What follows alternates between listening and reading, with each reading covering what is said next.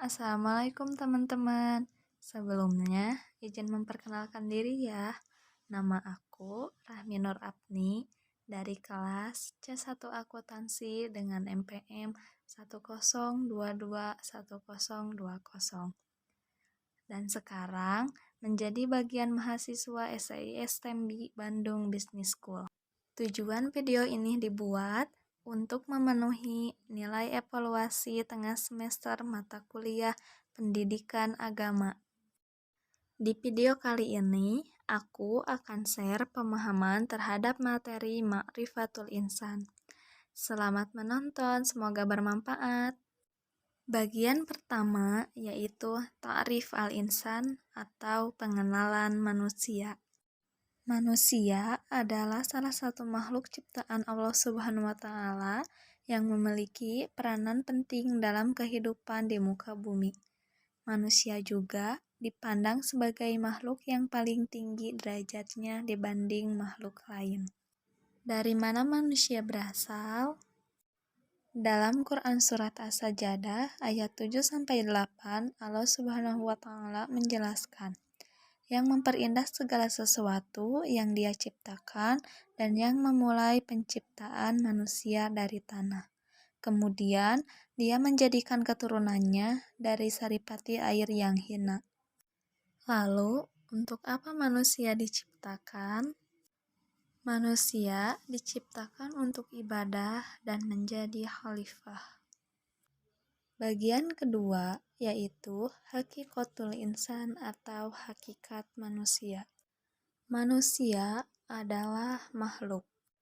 Menurut Kamus Besar Bahasa Indonesia, makhluk adalah sesuatu yang dijadikan atau diciptakan oleh Tuhan seperti manusia, binatang, dan tumbuh-tumbuhan. Sifat-sifat makhluk. Yang pertama, fitrah. Menurut Kamus Besar Bahasa Indonesia adalah sifat asli, kesucian, bakat, dan pembawaan manusia. Merupakan makhluk ciptaan Allah Ta'ala yang Ia ciptakan alal fitrah atau berada di atas fitrah. Yang kedua, lemah. Manusia juga diciptakan oleh Allah Ta'ala dalam keadaan do'if atau lemah. Kelemahannya terutama dalam menghadapi godaan hawa nafsunya. Yang ketiga, bodoh. Manusia diciptakan oleh Allah Ta'ala dalam keadaan jahil atau bodoh. Yang keempat, fakir. Manusia diciptakan Allah Ta'ala dalam keadaan fakir atau butuh kehendak kepada pemberiannya. Hakikat yang kedua yaitu mukarom atau dimuliakan. Manusia adalah satu-satunya makhluk Allah Ta'ala yang dimuliakan oleh Allah dari makhluk yang lain. 3 kemuliaan manusia. Yang pertama, ditiupkan ruh. Yang kedua, diberikan keistimewaan. Dan yang terakhir, alam semesta ditundukkan baginya. Hakikat yang ketiga yaitu mukalaf atau dibebani. Manusia adalah makhluk mukarom atau dimuliakan, tetapi diberi juga beban dan tanggung jawab atau mukalaf.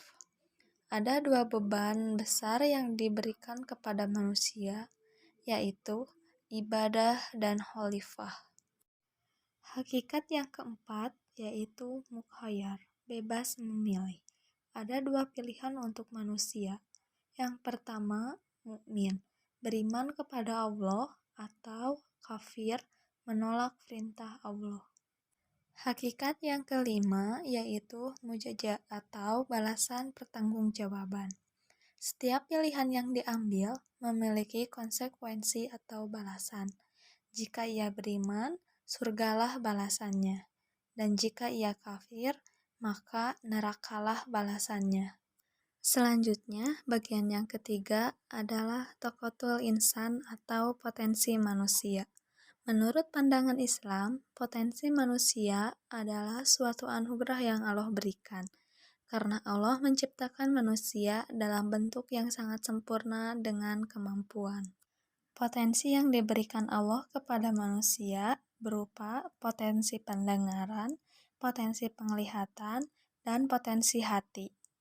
Ketiga potensi tersebut akan memberikan kemampuan kepada manusia untuk menentukan dan memilih jalan hidupnya sendiri. Bagian keempat, sifatul insan atau sifat manusia. Secara umum, sifat manusia terbagi dalam dua kelompok, yaitu sifat kebaikan dan sifat keburukan. Kedua sifat tersebut selalu menyertai manusia dalam kehidupan manusia yang akan membawanya ke dalam kebenaran atau kesesatan, kebahagiaan atau kesedihan. Dan bagian yang terakhir adalah nafsul insan atau jiwa manusia. Dalam pandangan Islam, nafs atau jiwa adalah diri manusia itu sendiri, nyawa atau roh yang menyebabkan adanya kehidupan, sifat yang mendorong manusia untuk melakukan suatu perbuatan dan perasaan pada diri manusia. Kata nafs dalam Al-Quran memiliki beberapa arti, yaitu yang pertama, jiwa atau sesuatu yang memiliki eksistensi dan hakikat. Yang kedua, nyawa yang menyebabkan adanya kehidupan. Yang ketiga, suatu sifat pada manusia yang memiliki kecenderungan kepada kebaikan dan juga kejahatan. Yang terakhir, sifat pada diri manusia yang berupa perasaan dan indera yang ditinggalkannya ketika ia tertidur. Mungkin hanya itu yang dapat aku sampaikan. Terima kasih sudah menonton. Wassalamualaikum warahmatullahi wabarakatuh.